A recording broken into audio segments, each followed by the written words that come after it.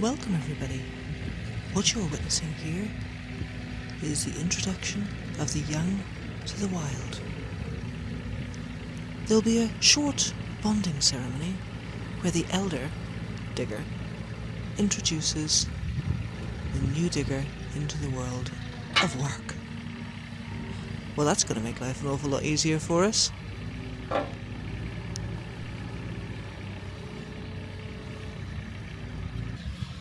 So what we're doing here is we're digging the footings for the new shed, and we've come up against a few issues. We were going to just lay a brick circle on top of this concrete slab here, but it turns out this concrete slab here is not anywhere near thick enough to be laying a course of blocks on.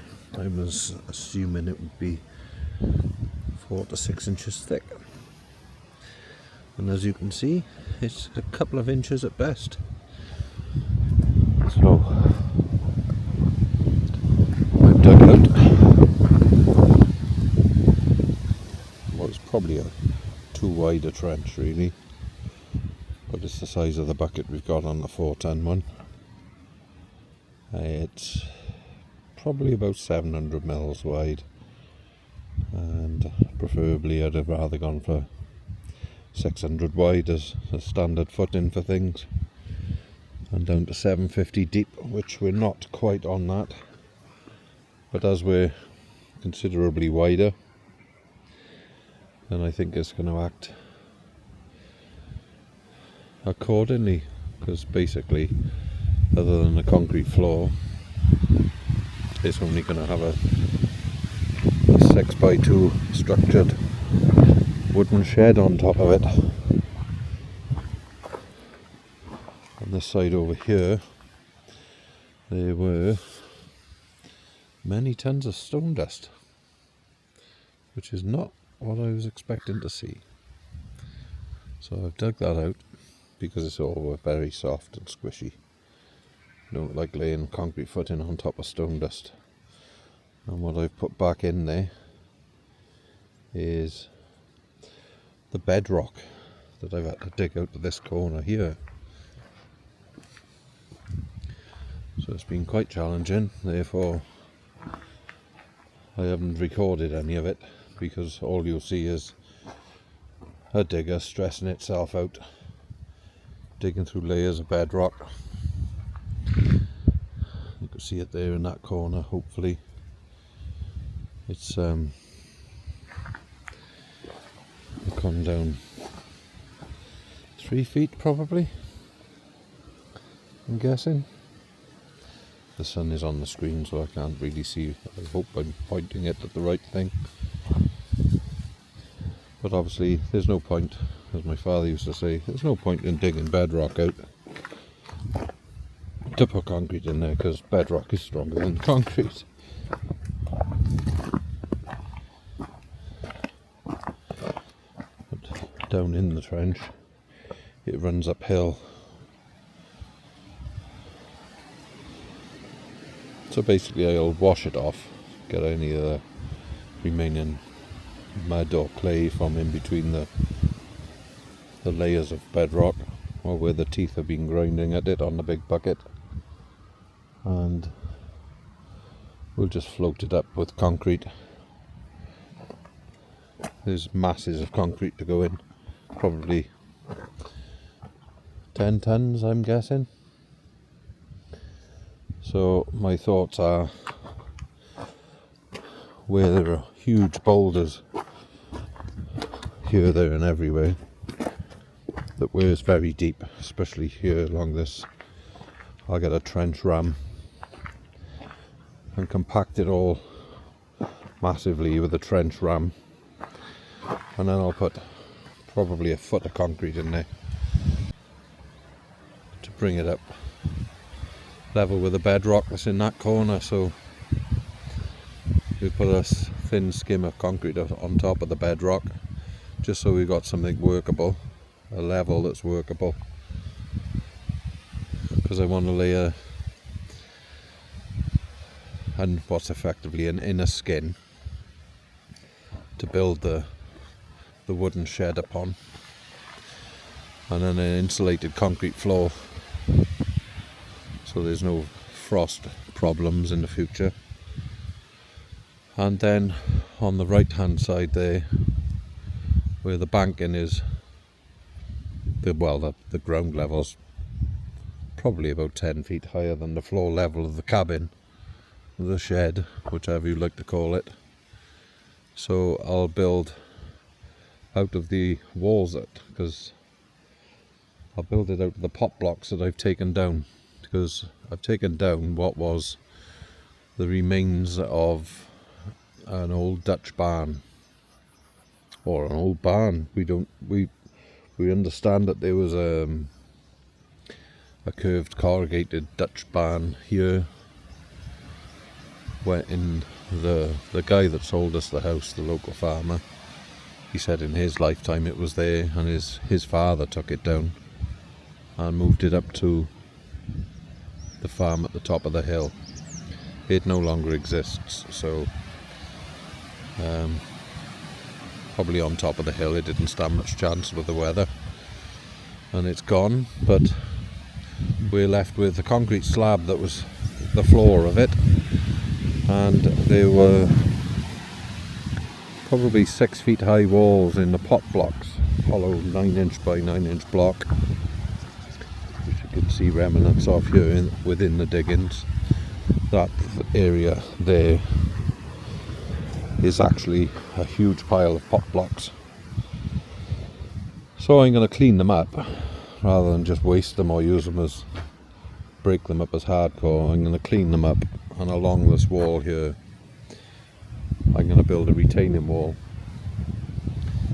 about 6 inches from the back wall of the shed, which will then form will stop any damp issues we may get, and once the retaining wall is up, then we can backfill and grade the top area of garden there. That's going to be Joe's medicinal garden. So quite a bit of work, to be honest, a bit more than anticipated, but it's got to be done. We can't have the shed here, the cabin here, and the garden up there for any kind of long-term ideas we might have for it. With a damp or the threat of the banking sliding into the back of it, being a timber structure, the banking would just knock it over. So there'll be a substantial retaining wall, and then level off on the top, and I don't know how far into the garden, maybe another 10 feet. There'll be another retaining wall, a short height retaining wall, and it'll be up, terraced up, however Joe wants to lay it all out. She's got her own ideas on medicinal herb garden and what she wants where. So that's what we're up to, and that's why we haven't been recording it, because it's been just endless digging. And now we've dug the 3 sides, the hard 3 sides. We're now going to bring all of the concrete mixing up in the tipper. So I'm not moving all that with a wheelbarrow. Oh no. So we'll bring all of that up. There's about 10 tons of it down there. It's 3/4 to dust. There'll be another 1.5 tons of cement in it, and I'll probably whisk off out and get some sharp sand, maybe 4 tons of sharp sand to add to it. We'll just see what kind of mix it comes up with. Obviously this is very overkill, being a foot thick of concrete and 2'6" wide for a what is effectively a large shed.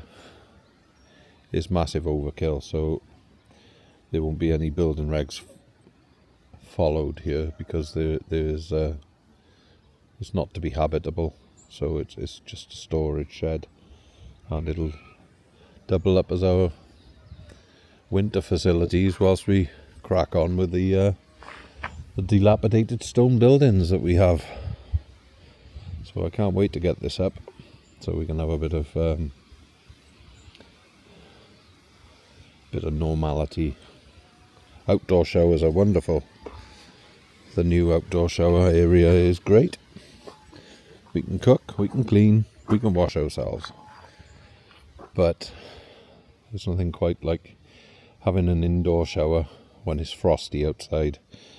So I'm going to bring the scalpings up, put them in the centre of the slab there, and set the cement mixer up on a stand with a big water butt. And then once all that's done, I'll dig out this final bit. So the short end of this wall here is probably about 4 meters. And then once it's all done, dug out, later today or tomorrow, I shall whisk myself off to a hire shop and go and rent a trench ram, and we'll fill up the trench to a reasonable level with some rubble and smash it all down in there until it's really solid, and then I'll put a foot of concrete on top of it, and we'll probably have a couple of rebars in there, especially on the corners and things. But the bundle of rebar is on its way here, I believe. So we'll fill the concrete strip foundation with rebar, and it'll be a good ring to build up off of. Get some kind of levels and some kind of shape, rectangular shape, nice and square. We need it. Make the rest of the build easy. And I need to get this done whilst the weather is good, so I'm gonna get on with it now. I'll give you an update as soon as there's more to see.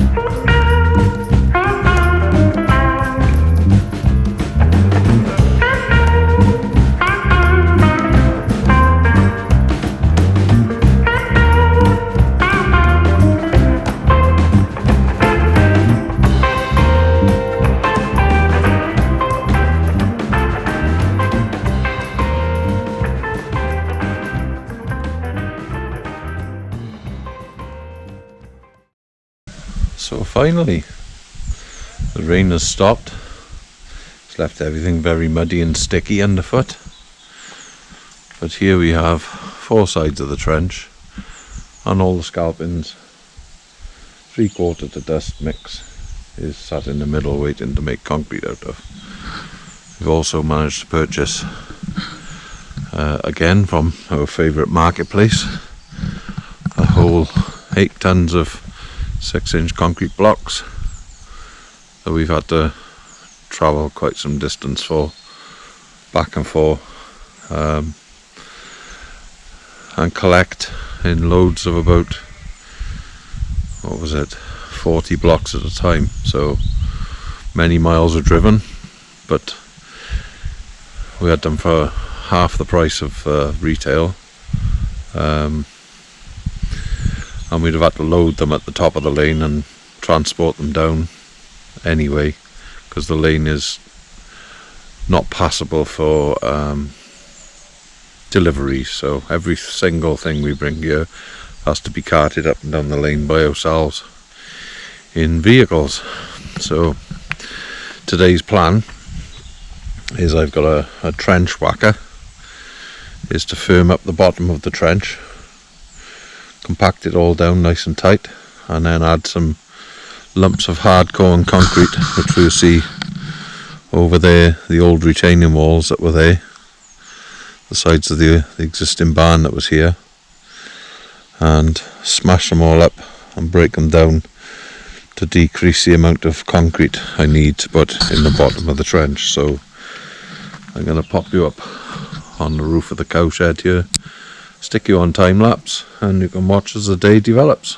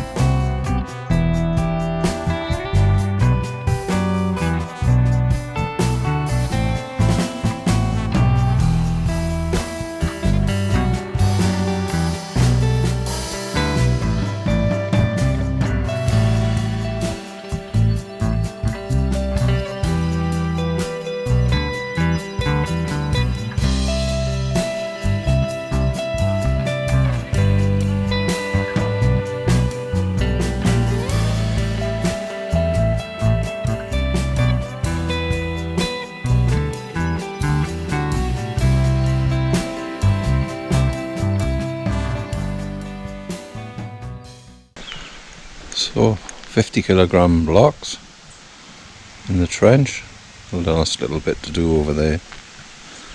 So this afternoon's entertainment is to take that level up. If you can see, the farthest bit is the bedrock that I dug down to, and then that muddy puddle here is I'm going to fill up with these old pot blocks that are full of concrete, very wet and muddy. And then once they're all in, all the way around, we've got a trench ram on rent here, and you can see the end result there where it's being smashed down. This push is smashing them down into the mud or into the soil, and it's stopping when it gets to something solid, basically, because it's quite a violent machine. But it's also breaking them up nicely. So this section across here is sloping bedrock, so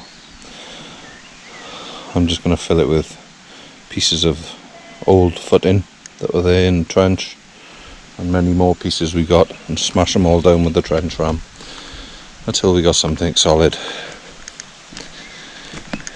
So as you can imagine, it's quite challenging to carry whilst walking on such uneven ground. But we'll get there this afternoon, and this weekend then we'll get them all smashed down into smithereens and a nice levelish hardcore filled trench, ready to lay some concrete on this weekend or early part of next week. So I'll pop you on time lapse and you go watch me stumble.